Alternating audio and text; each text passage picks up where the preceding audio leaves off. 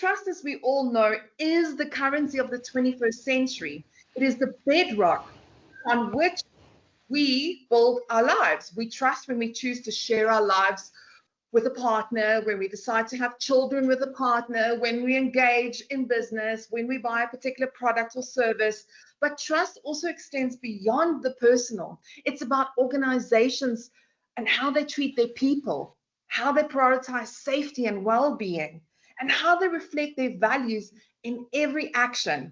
And yet, trust is fragile. Future generations are already watching how we interact with trust. They're observing their parents' workplaces, how businesses handle their most valuable assets, people. And they're making decisions about what they see and how and who they're going to trust in the future, unconsciously or consciously. Being short-sighted about trust is not just risky, it's dangerous. The truth is no longer enough for business to speak their right words. It's about how you make people feel, how you demonstrate that trust is more than a transaction, it's a commitment.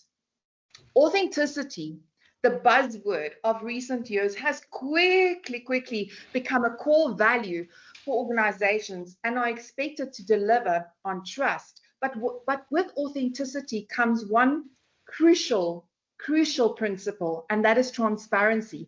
And that's where many organizations fall short. In the context of rising geopolitical tensions, the pullback from DEI initiatives, and the challenge of maintaining authenticity in a polarized world, trust has become a performance metric. But what happens when trust is reduced to a metric? What happens when it's no longer genuine? What does a world look like without trust? As we reflect today on these questions, I want to emphasize the fragility of trust. It's something that needs to be nurtured and protected, not just in a time of crisis, but in everyday business practice.